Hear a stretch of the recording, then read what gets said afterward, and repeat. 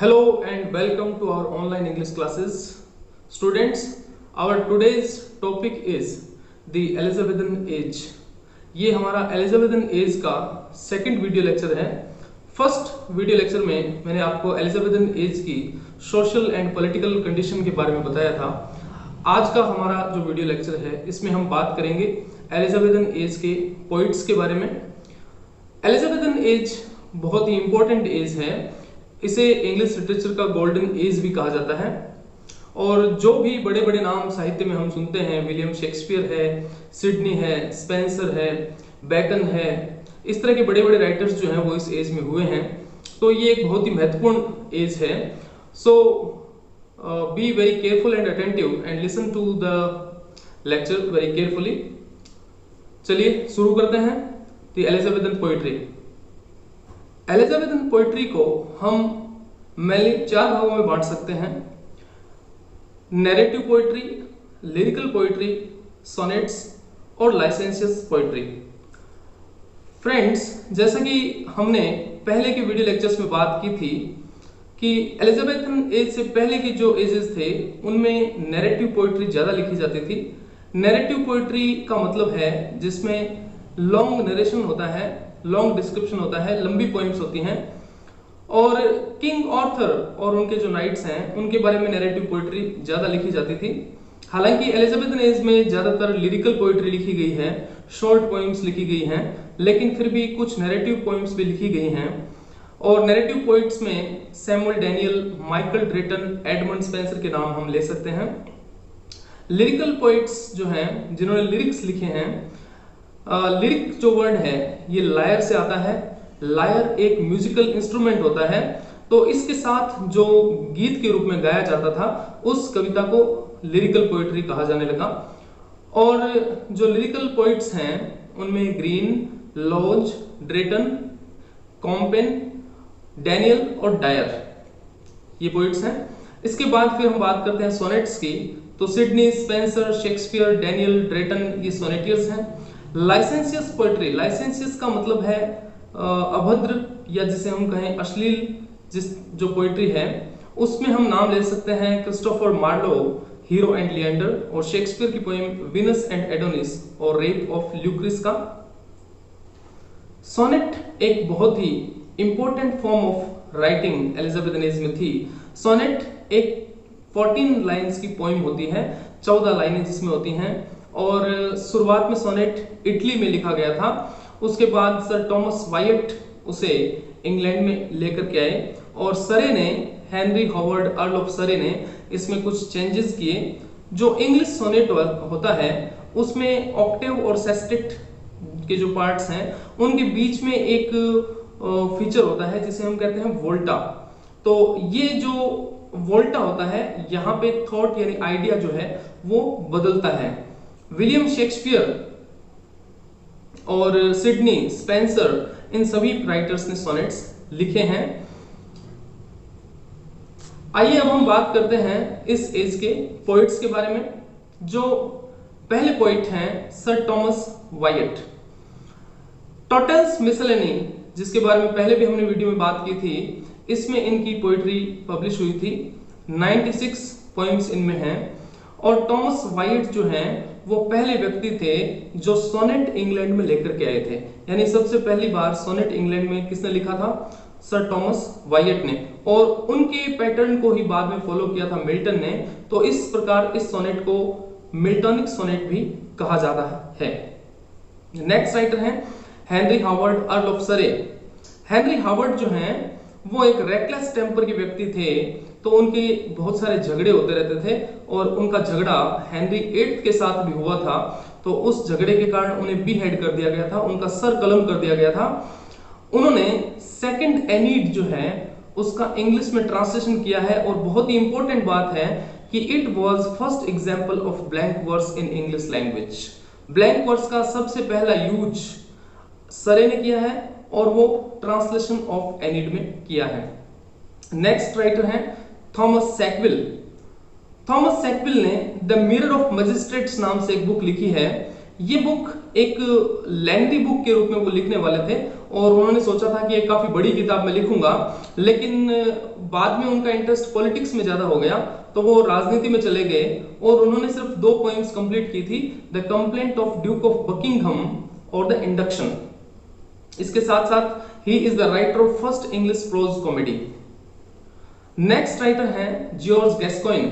गैस्कोइन ने सपोजेस नाम से फर्स्ट प्रोज कॉमेडी लिखी है इंग्लिश में, और शेक्सपियर का जो ड्रामा है टेमिंग ऑफ द श्रू, ये इसी पर बेस्ड है।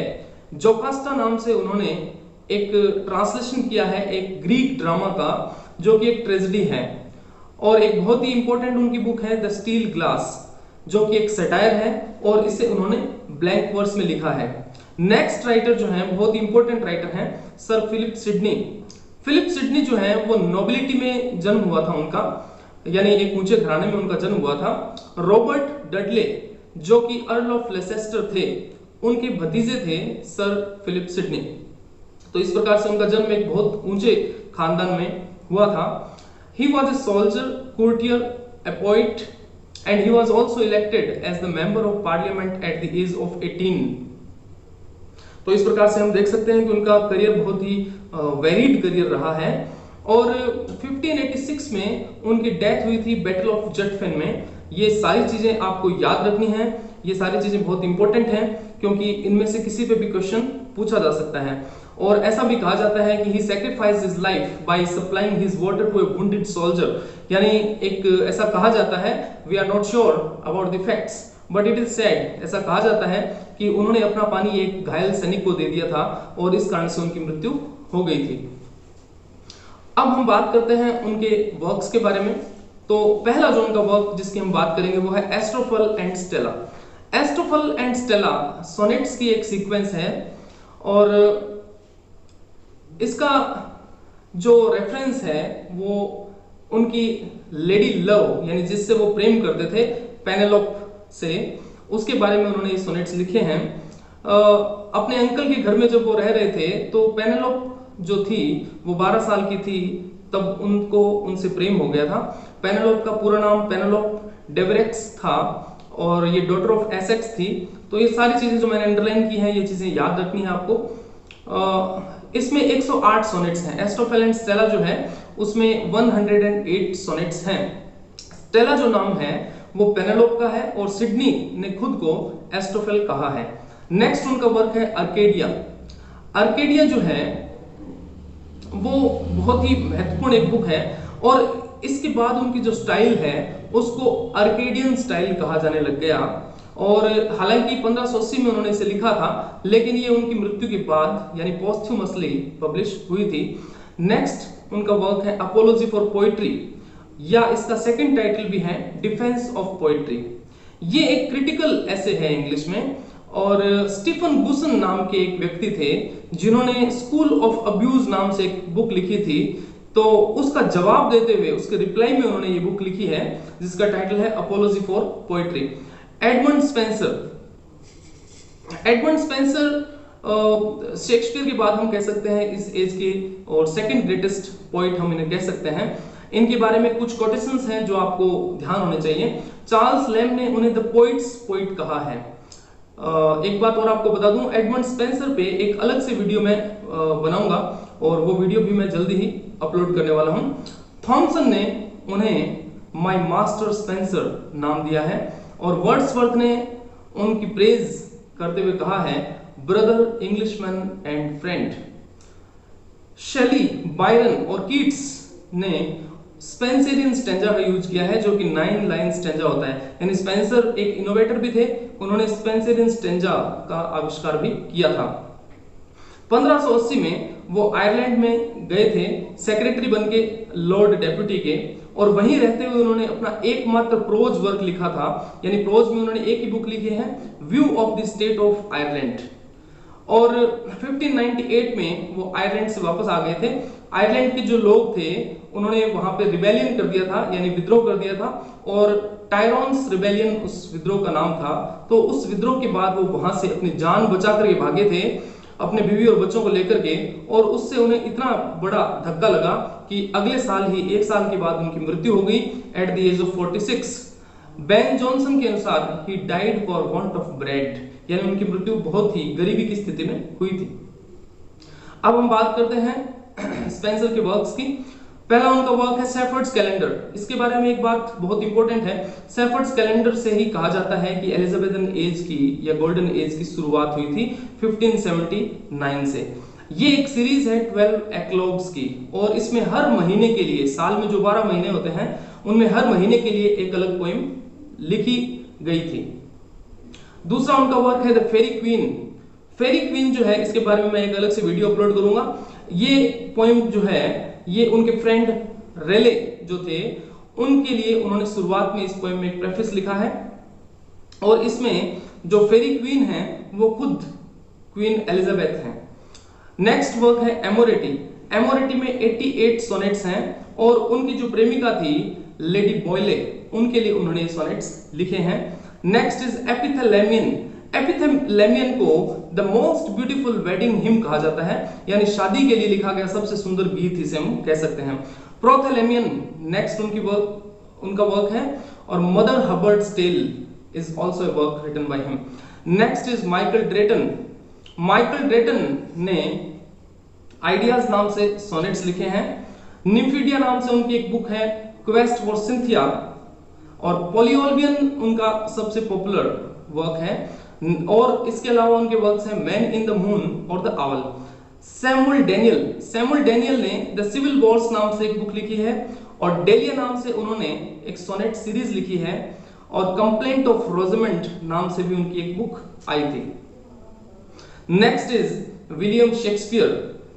विलियम शेक्सपियर के बारे में हम जानते हैं he was the greatest dramatist, but apart from being the greatest dramatist he was also a great sonneteer and a poet as well. उन्होंने Venus and Adonis नाम से एक बुक लिखी है, and Shakespeare called it first heir of my invention.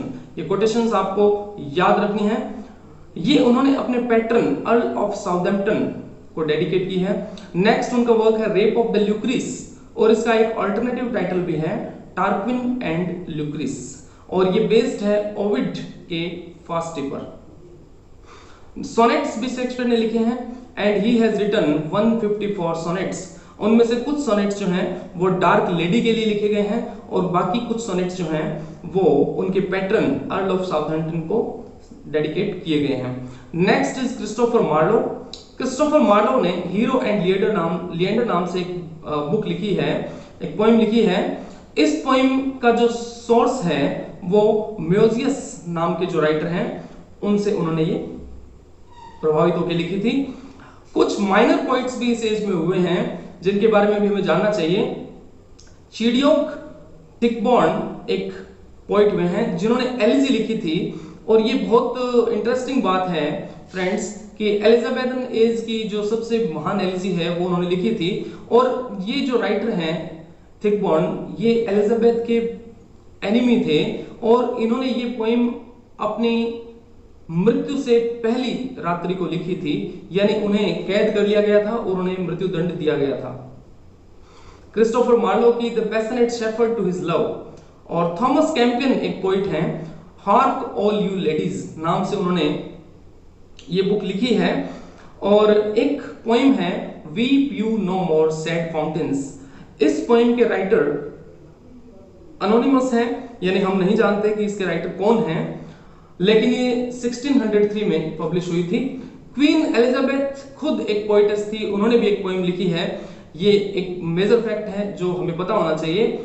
सिली पग वर दाउ सो सोर afraid, ये poem उन्होंने लिखी थी।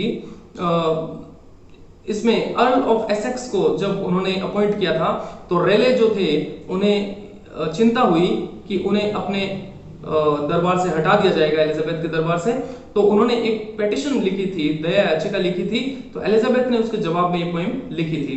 Next writer is George Chapman.